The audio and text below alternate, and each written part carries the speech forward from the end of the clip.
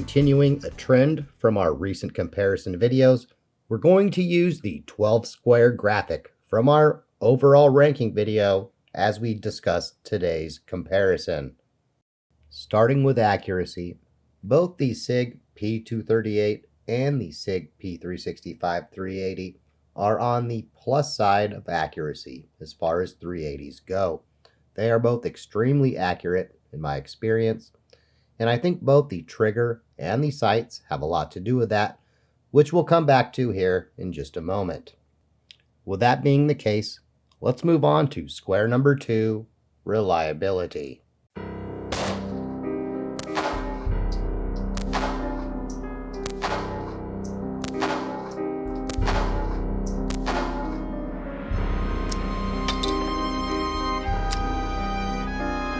Okay, I don't think that one was me.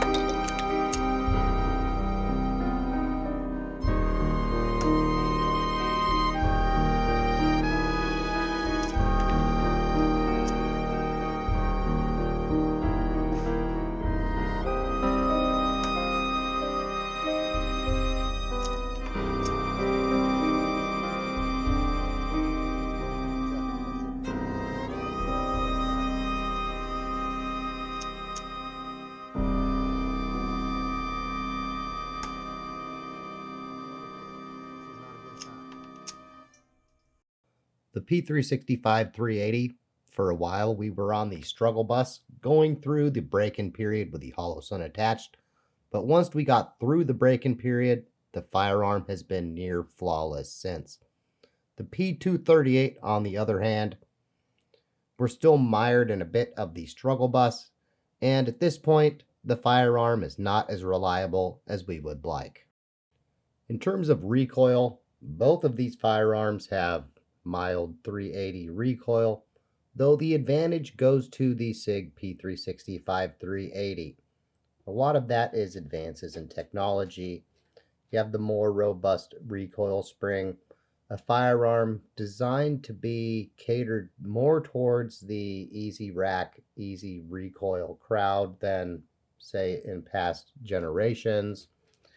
And even that polymer frame that some people aren't a fan of, that probably has a little flex to it that also absorbs some recoil, and a slight edge, or should I say more than a slight edge, goes to the P365 over the P238 here. Let's move on. We're going to bring in some comparison shots for the concealability discussion. One thing to keep in mind here is we have put the Hogue grip on our standard P365 frame because our P238 has the Hogue grip on it. So we tried to be a little more apples to apples there.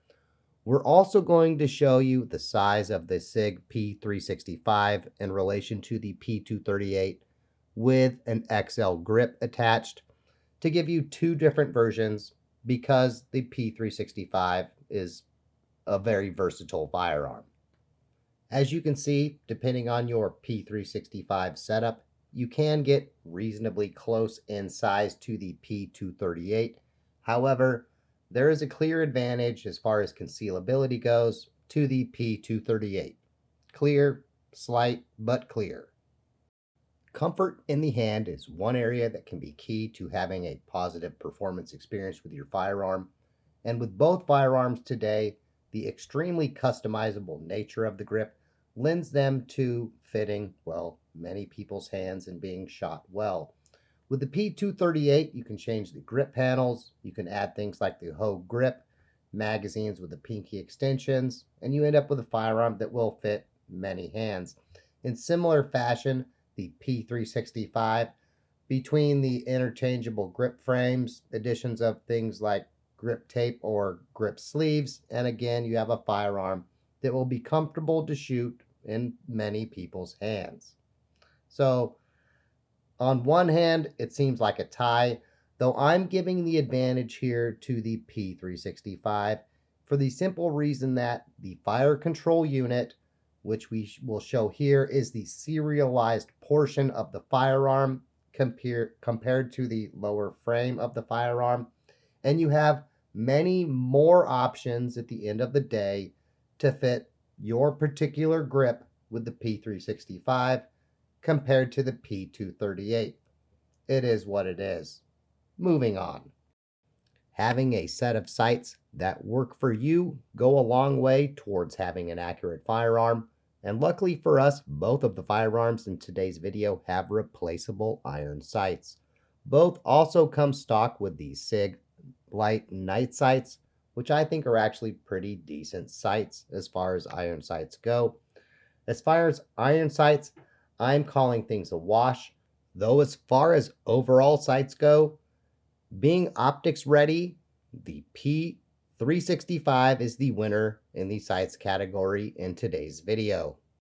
Both these firearms are extremely customizable as far as triggers go, but we're limiting the discussion to the stock trigger, and in my opinion, the single action only trigger that off my gauge comes in the 5 to 5.5 pound range of the P238 is the winner.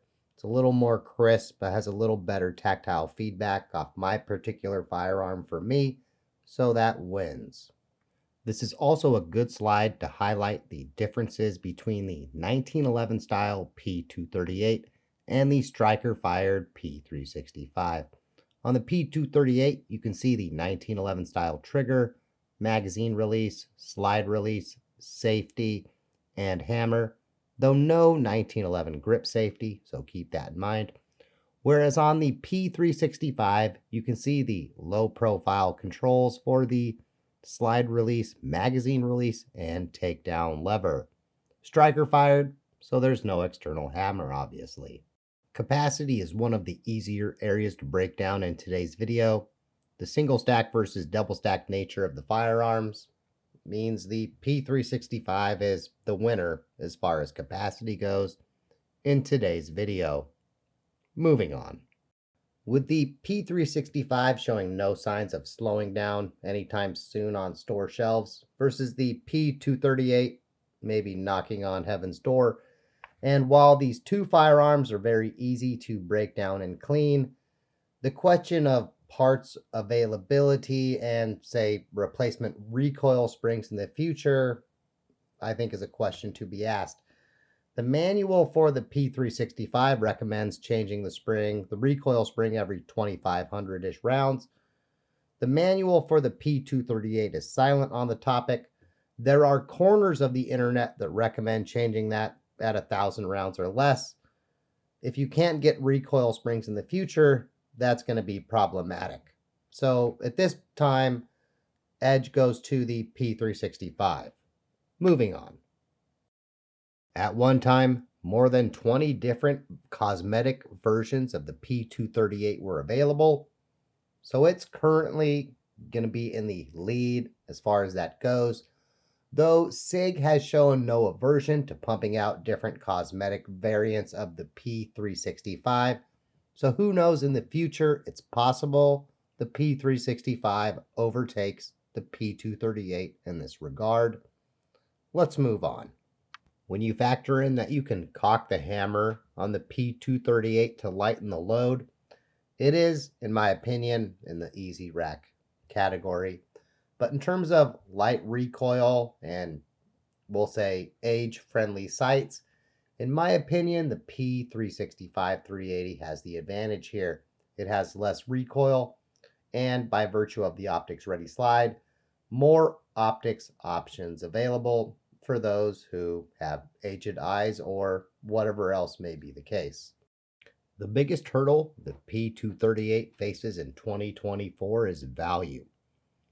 With an MSRP around $699, found on store shelves in the $600 to $700 range, on used shelves in the low to mid $400 range, and the question is the P238 much value for the money when you factor in you can get new P365s in the low 400s and used ones in the low 300s? And after the results of today's video, I think that's a tough boat to row. There are people that are going to claim they're heirloom pieces and well worth the price, and Well, we haven't had polymers for thousands of years to know how well they stand up, so I'm not so sure on that front. To me, right now, value goes to the P365 380, but let us know in the comments where you sit in terms of these firearms and the value boat. As we head into the conclusion to today's video, in many ways this video highlights the advances in technology. A 1911 style firearm, and let's not forget 1911 was well over 110 years ago at this point, versus a late 2010s firearm, well over 100 years later, and we see advances that at this point I'd call expected. That's not to say the 1911 style firearm doesn't have a place, it just gets smaller day by day. To borrow a line from the Terminator franchise, old but not obsolete. The P238 is still a good firearm, but in many ways feels like the past fighting a losing battle against the future. This same struggle we all fight in one way or another, and probably explains why classics like the 1911 have die-hard fans. Some of us die hard, but all of us die young. That seems like the perfect place to end today's video. If you enjoyed today's video, like it and share it with your friends and family. Sharing the video really helps the channel grow greatly. If you didn't enjoy today's video, let us know why, or sleep tonight knowing Fred is judging you. If you're a cat person, Fred is also judging you.